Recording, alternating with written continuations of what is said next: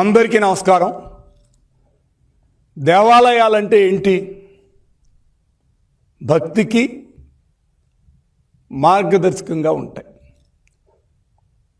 భక్తుల మనోభావాలని కాపాడి ఏదైనా కష్టాలు సుఖాలు ఉంటే దేవాలయాలకు వెళ్ళి మనం దేవుడికి చెప్పుకుంటూ దేవుడి దగ్గర నుంచి ఒక ధైర్యాన్ని తీసుకొని మనం బయటకు వచ్చి మన కార్యక్రమాలు చేసుకుంటాం. అందుకని దేవాలయాలు భక్తికి మార్గదర్శకంగా ప్రతీకగా ఉంటాయి. అలాంటి దేవాలయాల్లో మీరు చేసిన విధానం ఏంటి? ఒక్కసారి మీకు నేను చెప్తా. ఎవరు శ్రీవాణి ట్రస్ట్ని స్టార్ట్ చేశారు? ఎప్పుడు స్టార్ట్ చేశారు? 2019లో అక్టోబర్ 21వ తారీఖు మీరు శ్రీవాణి ట్రస్ట్ను స్టార్ట్ చేశారు. మీరు అధికారంలోకి వచ్చింది ఎప్పుడు? 2019 జూన్లో మీరు అధికారంలోకి వచ్చారు.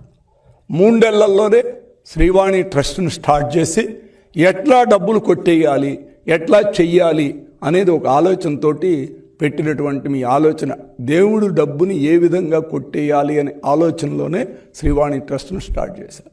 తర్వాత ఇంకో క్వశ్చన్ మేము అడుగుతా. ఎవరు ఈ ప్రైవేటు వ్యక్తులకు ట్రావెల్ ఏజెన్సీలకి పర్మిషన్ ఇచ్చింది? ఎవరు? మీ ప్రభుత్వమా కాదా? మీ ప్రభుత్వమే కదా, మేము ఇవ్వలేదు కదా, మీరే ఇచ్చారు. తర్వాత ఏం జరిగింది? మా ప్రభుత్వం వచ్చిన తరువాత మేము చేసిన విధానం ఏంటి? కూటమి ప్రభుత్వం నారా చంద్రబాబు నాయుడు గారి నాయకత్వంలో తెలుగుదేశం పార్టీ అధికారంలోకి రాగానే కూటమి ప్రభుత్వం చేసింది ఒకటే కార్యక్రమం. ఆ కార్యక్రమం ఏంటి? శ్రీవాణి ట్రస్ట్ టికెట్లని ఆన్లైన్లో అమ్మకాలకు పెట్టాం. ఆన్లైన్లోనే తీసుకోవాలని చెప్పి శ్రీవాణి ట్రస్ట్ టికెట్లు పెట్టింది తెలుగుదేశం పార్టీ కూటమి ప్రభుత్వం. అవునా కాదా? ఇది కూడా ఈ విధంగా చేస్తూ దీనిలో మేము చేస్తున్నప్పుడు టెక్నాలజీని ఉపయోగించి వాళ్ళు కొన్ని పద్ధతుల ద్వారా ఒకే నెంబర్ నుంచి కొన్ని టికెట్లు డైలీ బుక్ చేశారు. ఇది పట్టుకుందెవరు? మేమే కదా, మేమే పట్టుకున్నాం కదా. అంటే ఒకటి మీకు నేను చెప్తా, మీరు ఏ వ్యవస్థనైనా దుర్వినియోగం చేయడానికి ముందుంటారు. మీరు తయారు చేసిన పందికొక్కులు ముందుంటాయి. ఆ పందికొక్కుల్ని పట్టుకొని వాటిని బంధించి ఒక చోట కూర్చోపెట్టే కార్యక్రమమే మేము చేస్తున్నాం. పట్టుకుంది మేమే, కనిపెట్టింది మేమే, ఆపింది కూడా మేమే. మీరు కాదు. ఈ 3 చేసింది కాదు, మీరు కాదు. కనిపెట్టాం మేమే, అదేవిధంగా పట్టుకున్నాం మేమే, ఆపాం మేమే. అవన్నీ జరుగుతున్నాయని చెప్పాం. అందుకని ఇంకా పటిష్టంగా ఏ విధంగా చెయ్యాలి అని చెప్పి ఆలోచన చేస్తుంది కూటమి ప్రభుత్వం చంద్రబాబు గారి నాయకత్వం. ఇంకో విషయం మీకు నేను చెప్తా. ఇవాళ మేము అధికారంలోకి వచ్చిన తర్వాత ఒక విషయం మీకు నేను చెప్తా. శ్రీవాణి ట్రస్ట్ ద్వారా వచ్చిన డబ్బులని దేవాలయాలకు వాడాలి. కొత్త దేవాలయాలు 5,000 దేవాలయాలు కట్టాలని చెప్పి ప్రపోజల్ పెట్టింది కూటమి ప్రభుత్వం, చంద్రబాబు నాయుడు గారి ప్రభుత్వం.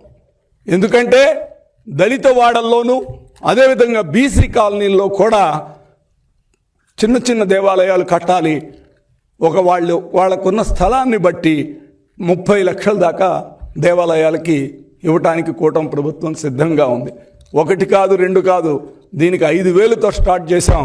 కానీ మొన్న ముఖ్యమంత్రి గారు లోకేష్ గారు మీటింగ్లో మాట చెప్పారు, ఎన్ని దేవాలయాలు కావాలంటే అన్ని దేవాలయాలు కడదాం. ఎందుకంటే దేవాలయాలు ఇందాకే మీకు చెప్పా, ఒక మార్గదర్శకంగా ఉంటాయి. అక్కడ అన్ని కార్యక్రమాలు చేసుకోవచ్చు, దైవిక కార్యక్రమాలు చేసుకోవచ్చు. అక్కడ భజన మందిరాలు ఉంటాయి, భజన చేసుకోవచ్చు. ఏదైనా పిల్లలు కూర్చుని చదువుకోవటానికి, దళితవాడలు బీసీ కాలనీల్లో పిల్లలు చదువుకోవటానికి ఇదివరకు రోజుల్లో, పాత రోజుల్లో దేవాలయాలు ఏ విధంగా ఉండేవి అనేది ఒకసారి మీరు ఆలోచన చేసుకుంటే, పూర్వం హితం కోరేవాడే పురోహితుడు అనేవాడు. ఎందుకంటే వాళ్ళు బయటికి ఏ ఊళ్ళో ఏ పెద్దయినా బయటికి వెళ్ళేటప్పుడు పూజారి గారి దగ్గరికి వెళ్ళి నమస్కారం పెడితే పూజారి గారు ఆశీర్వచనం ఇచ్చేవాడు. నీ పని కావాలయా, దిగ్విజయం వస్తూ అవిఘ్నం వస్తూ అని చెప్పి ఆశీర్వచనం ఇచ్చి నీకు పని అవుతుందని పంపించేవాడు. పూజారి గారు ఆ రోజు ఆ టైంలో వెళ్ళేటప్పుడు ఎవరు కూడా పూజారి గారికి డబ్బులు ఇచ్చేవాడు కాదు. పూజారి గారు కూడా డబ్బులు అడిగేవాడు కాదు. ఎందుకంటే నమ్మకంతో వెళ్ళేవాళ్ళు. మళ్ళీ పూజారి గారి బాధ్యత ఏంటి?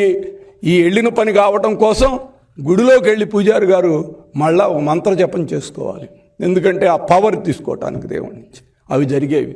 కానీ ఆ రోజున పూజారిని ఇతర పెద్దల్ని ఆ ఊరి ప్రజలే కాపాడుకునేవాళ్ళు. ఇంట్లో ఒక అరటి గెలలకి నుంచి, అరటి చెట్టు నుంచి ఒక గెల వస్తే పూజారి గారికి హస్తం పంపించండి అనేవాళ్ళు.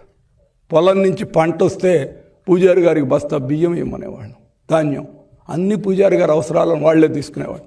అదేవిధంగా ఇప్పుడు కూడా మా ప్రభుత్వం ఆలోచన దేవాలయాలని ఆ బీసీ కాలనీ, ఎస్సీ కాలనీలో కట్టి ఒక ఆలోచన విధానంతో అందరూ కూడా అక్కడే ఉంటూ చేసుకునే విధానం. పిల్లలు చదువుకోవాలని చదువుకుంటారు, చిన్న చిన్న భజనలు చేసుకుంటారు, మంచి కార్యక్రమాలు ఏమైనా ఉంటే చేసుకుంటారు. వీటన్నిటికీ ఉపయోగపడే విధంగా కట్టాలి అని చెప్పి కూటమి ప్రభుత్వం మేము శ్రీవాణి ట్రస్ట్ ద్వారా వచ్చే డబ్బులతోటి అవన్నీ కట్టాలని ఆలోచన చేసింది నారా చంద్రబాబు నాయుడు గారి ప్రభుత్వం, నారా చంద్రబాబు నాయుడు గారు. మీరు ఆ డబ్బులు ఎక్కడ కొట్టేశారు? ఒక చీటీలు ఇచ్చారా? స్లిప్పులు ఇచ్చారా? ఏమన్నా వచ్చినాయా? ఏదీ లేకుండా డబ్బులు కొట్టేశారు. ప్రైవేట్ ఏజెన్సీలకు ఇచ్చారు, వాళ్ళు పందికొక్కులకు లెక్కకు డబ్బులు కొట్టేశారు. ఇవాళ విఐపీలకి కంటే కూడా సామాన్య భక్తులకి పెద్దపీట వేసింది కూటమి ప్రభుత్వం. చరిత్రలో ఎప్పుడూ లేదు.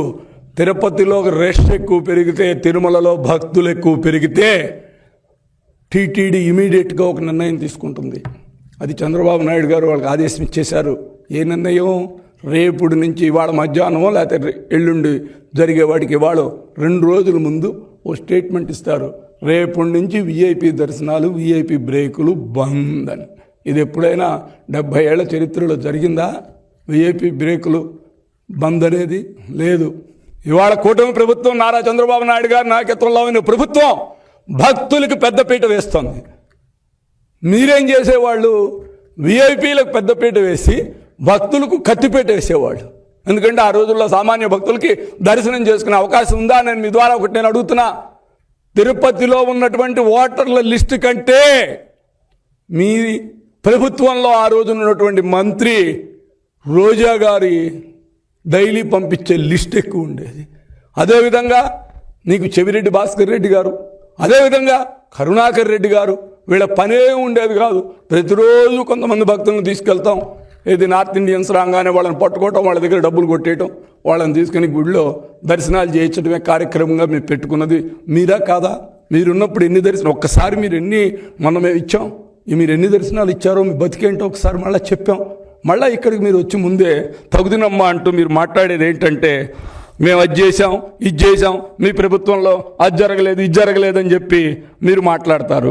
ఇక మీకు మీ ప్రభుత్వంలో అసలు ఏమేం జరిగిందని ఒకసారి లెక్కేసుకుంటే వారసనే చెప్పుకుంటూ పోతే చేంతాడు అంటుంటుంది. ఇవాళ మేము చేస్తున్నాం. మీరు తిరుపతిలో మీరు చేసినటువంటి ప్రతి కార్యక్రమాన్ని పర్యవేక్షిస్తూ ఆ తప్పుల్ని సరిచేసుకుంటూ మేము చేసుకుంటూ ముందుకెళ్తున్నాం. మీరు హిందూ మతం మీద మీ గౌరవం లేదు. కరుణాకర్ రెడ్డి గారు మళ్ళా చెప్తా, నా దగ్గర ఉన్నాయి, కావాలంటే మీకు చూపెడతా. మీ జగన్మోహన్ రెడ్డి గారు సిబిఐ ఎంక్వైరీలో ఛార్జ్షీట్లో క్రిస్టియన్ అని చెప్పాడు. ఆయన క్రిస్టియనా కాదా? ఇవాళకి దాని గురించి మీరు క్లారిటీ ఎవరు? ఇవాళ మళ్ళీ మీ ద్వారా నేను అడుగుతున్నా, ఆయన క్రిస్టియనా కాదా మీరు చెప్పండి. మీరు ఇదేముంది, తిరుమల వెంకటేశ్వర స్వామి ఏముంది అని నేను నోటితో చెప్పలేనటువంటి మాట మీరు చదువుకున్న రోజుల్లో అన్నారు. ఇవాళకైనా నేను అన్నాను, తప్పైపోయింది, క్షమించండి, ఇవాళ నాకు నమ్మకం వచ్చిందని చెప్పండి.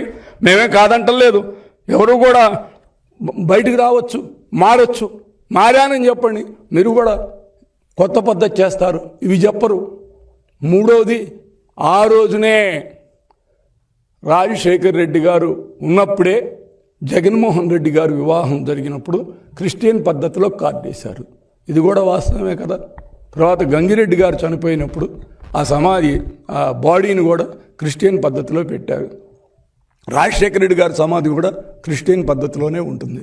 ఇవన్నీ కూడా చూసిన తర్వాత మేము క్రిస్టియన్ కాదని క్రిస్టియన్ అని చెప్పేయండి, హిందూ మతం మీద మాకు గౌరవం లేదని చెప్పండి. మళ్ళీ ఓట్ల కోసం హిందూ మతాన్ని తీసుకొస్తారు. మీ ఆలోచన విధానం ఏ విధంగా ఉంటుందంటే అన్ని మతాలని వాడుకుంటారు మీరు రాజకీయ అవకాశాల కోసం, మీ రాజకీయ అవసరాల కోసం. ఎవరైనా ఒకటే. ఇప్పుడు కొత్త పద్ధతి వచ్చింది.